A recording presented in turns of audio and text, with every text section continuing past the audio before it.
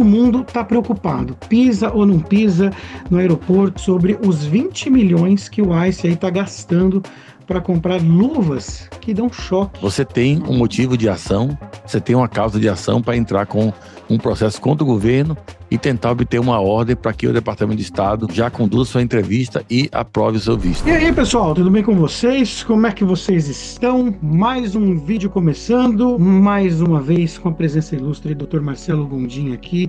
Sempre importante aqui no canal trazer o Dr. Marcelo para a gente abordar assunto de imigração americana, porque, gente, o que tem acontecido, assim, olha, fiquei uns dias, umas semanas aí sem falar com o Dr. Marcelo Gondim e muita coisa aconteceu. Eu acho que a gente vai ter que fazer mais do que um vídeo, hein, Dr. Marcelo, para atualizar, porque tem assunto, viu? Dr. Marcelo, muito obrigado mais uma vez. Seja bem-vindo aqui a mais um vídeo comigo. Tudo bem, Edu? Eu que agradeço a oportunidade. Muito obrigado por essa chance aí de poder falar com seu público aí, né? Infelizmente não estamos falando sobre coisas boas, mas é bom ter informação, então acaba sendo coisas boas, né? É verdade. A comunidade brasileira precisa estar sempre informada, atualizada. E, gente, tem um assunto aqui já que a gente já reservou aqui para iniciar, que tá todo mundo falando, que é a questão dos aeroportos, né? A diferença entre uma pessoa com green card, uma pessoa com visto válido, com status F1, alguém com ajuste de status pendente, alguém fora de status, enfim, todo mundo tá preocupado. Pisa ou não pisa no aeroporto. Doutor Marcelo, quais são os critérios que o ICE tem usado para essas detenções e o que pode ser feito? Os critérios, pelo que eu tenho visto aí, pelo que eu tenho notado aí nas reportagens, nos relatos, é que eles estão usando o I-94 expirado. Então, pessoas que entraram no país com visto e o I-94 expirou. E o mais curioso é que, embora o I-94, às vezes, validade diferente em diferentes agências, né, eles estão aparentemente indo mais pelo 94 do CBP, que é o da entrada. Então, vamos supor, você entrou aqui no país como turista, com visto B2, e ganhou 6 meses. Então, você pegou em 94 e 6 meses. Daí você ganhou em 94 do CBP, que é o Customs and Border Protection. Aí você aplicou para mudar de status para F1 e tá o caso pendente lá. Daí você vai estar aplicando para eles mudarem o seu status no I-94. Mas essa mudança não vai atingir o CBP. Essa mudança, quando for aprovada, vai atingir a USCIS. Eles é que vão mudar e emitir um novo I-94 para você. Mas o CBP continua mostrando aquele 94 original que você entrou com a data de expiração já vencida. Então, se eles forem por esse banco de dados, que é muito fácil, né? Você pega um monte de dados, põe no AI, no IA, né? E põe a lista de manifesto de viagem de todos os voos daqueles aeroportos principais e vai aparecer ali, esse aeroporto aqui tem 10 pessoas nesse voo aqui. Esse voo de Logan para LAX tem 30 pessoas nesse voo que estão nessa situação aí. Então, vamos dar preferência a esses voos para a gente prender o máximo de pessoas possível. E estão fazendo isso, realmente, prendendo pessoas com base no 94 vencido. Então, o que é que se pode fazer para quem tem o 94 vencido e não está ilegal no país? Se estiver ilegal no país, realmente é melhor você não viajar. Não tem por que mais ficar viajando aqui no país. Mas se você tem que viajar, ou você está com o 94 vencido, mas está também pendente pela imigração, um pedido de renovação, ou já mudou o status para uma categoria diferente, nesse caso seria interessante você carregar isso consigo, né? Ter o seu 94 novo, ou recibo de que mostra que está pendente, mas isso não é a garantia porque eles não querem saber. Como vocês já devem ter visto em muitas reportagens aí, eles às vezes prendem americanos segurando o passaporte ou a certidão de nascimento e eles não querem saber.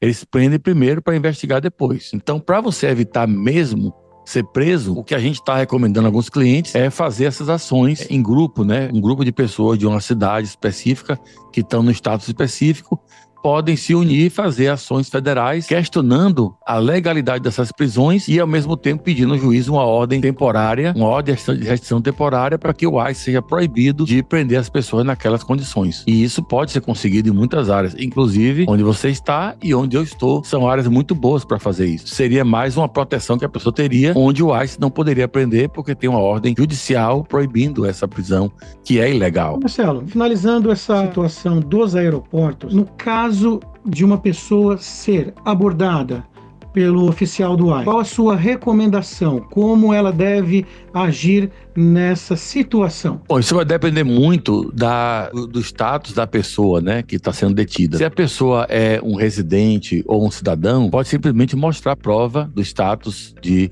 residência sul-americana e dizer que a partir dali agora você não vai responder mais nenhuma pergunta, porque nada do que você fale vai lhe ajudar, tá? Só pode atrapalhar ou ficar como tá, mas ajudar não ajuda. Então, se a pessoa sabe que você é residente ou sabe que você é cidadão, tá vendo um documento ali e tá querendo deter você ainda, não nada que você vai falar vai impedir. Então, você vai e depois você entra com ação contra o governo através do FTCA, que é o Federal Tort Claim Act, e você pode brigar. Se você é imigrante indocumentado e o ICE lhe abordar, aí a situação é bem diferente. Aí você pode não informar nada, que é melhor para você do que se informar. Nem seu nome você precisa confirmar. Então, se eles perguntarem qual é seu nome, e você está ilegal no país, sabe que está ilegal mesmo, sabe que eles vão lhe prender mesmo, você não fala nada. Então, se você cooperar, só vai estar melhorando a situação deles, nunca vai estar dificultando. Agora, se você tiver com um status pendente ou já mudado para alguma coisa e tiver o documento, você pode mostrar o documento também dessa forma, porque uma das coisas que a imigração faz com essas prisões, eles vão pela suspeita razoável. É suspeita razoável de que a pessoa, ou causa provável, vamos dizer assim, que a pessoa está aqui no país ilegalmente. Mas se ele vê um green card ou vê um documento que foi aprovado dando um status temporário para ele e não está vencido, se ele vê um passaporte americano, então já foi por terra essa causa provável. Porque qual é a causa provável que tem se a pessoa está mostrando para você que tem o documento? Então, qual é a sua causa provável para aquela pessoa e querer prender? Então, nesse caso, a gente tem aí como depois, já que você não vai poder impedir nada mesmo, mas primeiro tem como fazer depois uma ação federal para ser indenizado. Ok. Seguindo aí na linha do ICE, tem uma pergunta de algo que aconteceu, a notícia que saiu agora, tem chocado aí a comunidade, é realmente de chocar essa notícia, sobre os 20 milhões que o ICE aí está gastando para comprar luvas que dão choque para usar aí com os imigrantes. Ô Marcelo, fala pra gente aí. Luvas que dão choque. Eles já usam aquela arma, né? O taser. O taser. É suficiente? É suficiente, por que luvas? Mas a luva, a pessoa vai estar submetida àquela dor e a pessoa vai ao chão mais facilmente, entendeu? Então, é uma luva, dói muito. As pessoas que estão fazendo teste com isso aí estão mostrando que dói bastante esse choque, né? Uma descarga elétrica de baixa voltagem, e isso pode, inclusive, matar pessoas. Pessoas que têm problema cardíaco, pessoas que têm idade, mulheres gestantes, crianças, podem morrer com um choque elétrico desse tipo aí, né? Mas eles estão fazendo isso daí agora e é a nova medida que eles querem fazer agora para aterrorizar as comunidades, entendeu? Porque eles estão tendo muita resistência da população. Então, eles agora querem usar as luvas, mas eu imagino que isso vai gerar muitos processos contra o governo federal quando essa administração acabar. E tem alguma previsão para essas luvas aí chegarem às equipes de rua aí, começarem a usá-las de fato, na prática? Eu imagino que eles vão começar o quanto antes, né? Eu não tenho nenhum timeline ainda para isso acontecer, mas vocês já estão fazendo esse contrato aí para adquirir essas luvas. Eu imagino que não vai ter nenhum tipo de treinamento, né? Porque o ICE não treina ninguém mesmo, é só aquela retórica de tá prendendo bandidos quando não são bandidos. Realmente, é a Gestapo Police, né? Então, Marcelo, vamos falar agora dessa mudança que teve na saída com a permissão de viagem, né? É o parole, é isso? É o parole. Então, as pessoas que estavam fora de estado, mas conseguiam, de alguma forma, entrar com uma aplicação de ajuste de status, porque casaram com americanos e fizeram um processo de família, ou porque tem DACA, outro tipo de situação, VAWA. São processos que, mesmo que estivesse fora de status antes, você consegue permissão de viagem e trabalho quando está com o processo de ajuste de status pendente. Mas agora... Antes a pessoa podia sair, né? Podia viajar. Então você consegue fazer viagem. Então você viaja e o segundo caso, Arabali e Arabelli, esse caso dizia que a pessoa que está naquela situação, que viaja, que o governo deu a permissão de viagem, não deveria ativar o castigo de 10 anos ou de 3 anos. Não é uma saída para efeito de imigração. Mas agora, com o caso que saiu ontem da BIA, né, Board of Immigration Appeals, que é essa justiça de apelação do Poder Executivo, né, não é justiça do Poder Judiciário, essa aí agora veio com essa história de esse caso precedente saiu agora e não vai ter mais essa proteção contra a ativação do castigo de 3 ou 10 anos se a pessoa estiver aqui fora de status. Então, se você está fora de status, estava fora de status e agora tem o advance parole, não use isso para sair do país. Não viaje para fora do país até ter o seu green card, porque agora eles não vão mais usar isso. E também isso é interessante porque uma classe de pessoas aí que estavam cometendo várias fraudes contra imigrantes, os papeleiros, os consultores da Flórida principalmente, tem um charlatão aí que vendeu bastante EB12NW, com ajuste de status, para pessoas que estavam aqui há 3, 4, 5 anos já fora de status. Ele vendeu dizendo que poderia sair com esse parou, depois voltar, e aí esse retorno pega um 94 novo, limpou tudo e agora pode fazer mais um ajuste de status. Isso é mentira, e agora nem só você pode pegar o castigo na sua saída, como não é nada garantido que você vai voltar. E muito menos garantido que você vai conseguir o Advance Parole se estava ilegal antes, porque agora a imigração também está olhando isso. E ainda mais interessante e triste, para falar a verdade, é que também agora o governo Trump já autorizou os oficiais de imigração a negarem sumariamente os processos sem RFE e sem emitir o NOID, quando o oficial acha que o caso não tem mérito. Assim, de cara você vê que não tem mérito. Então não vai nem tempo da chance de você responder. Então você pode estar saindo com a permissão de viagem, o seu processo pode ser cancelado sumariamente quando você estiver fora, e ainda assim o governo pode não acolher aquela permissão de viagem para efeito de não ativar a lei dos 10 anos de multa ou 3 anos de multa. Infelizmente, só bad news, pessoal. Vocês viram aí as informações, inclusive essa última aí, presta atenção, veja se essa informação se aplica a você e tome cuidado para não sair aí de qualquer jeito aí do país agora aí, porque a situação mudou totalmente. Aproveita aí já para deixar o like aqui nesse vídeo aqui, se inscrever aqui no canal, se você não é inscrito. O Dr. Marcelo Gondim também tem o canal da Gondim Law aqui no YouTube, ele sempre publica os vídeos dele semanalmente, mensalmente lá, mostrando as atualizações da imigração americana e as live de manhã, live na hora do almoço, live no jantar, lá dentro do carro, live no office. É isso, doutor Marcelo?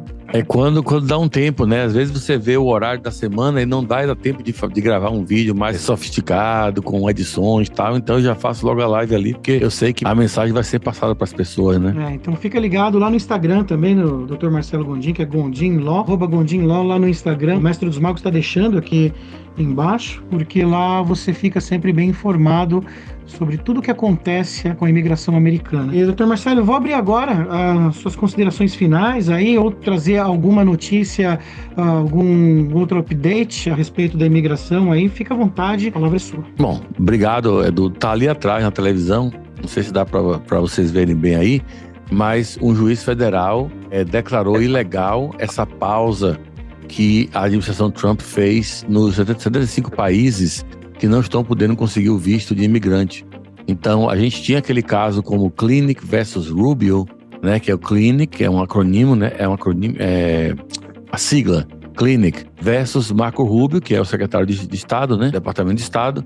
E esse caso é uma class action, mas o caso que está ali na tela, a reportagem, é um caso individual. É um brasileiro, inclusive, que tinha o EB5 aprovado e não conseguia pegar o visto porque o consulado colocou em processo administrativo da 221G por estar esperando o banimento acabar. Então ele entrou com a ação e ganhou. Então já abriu um precedente, já abriu um caso persuasivo para a gente usar também em outros casos para entrar com a ação. Se você tem processo de EB5, EB1, EB2, EB3 e de família, e você está sendo negado porque está no banimento por causa do public charge, você tem um motivo de ação, você tem uma causa de ação para entrar com um processo contra o governo e tentar obter uma ordem para que o Departamento de Estado já conduza sua entrevista e aprove o seu visto. Bom, pelo que eu entendi, então, quem está lá agora pode usar esse caso, é isso? Esse é o chamado precedente. É um precedente binding, aquele que obriga outro juiz do mesmo distrito a seguir o mesmo caminho. Não é, porque não é do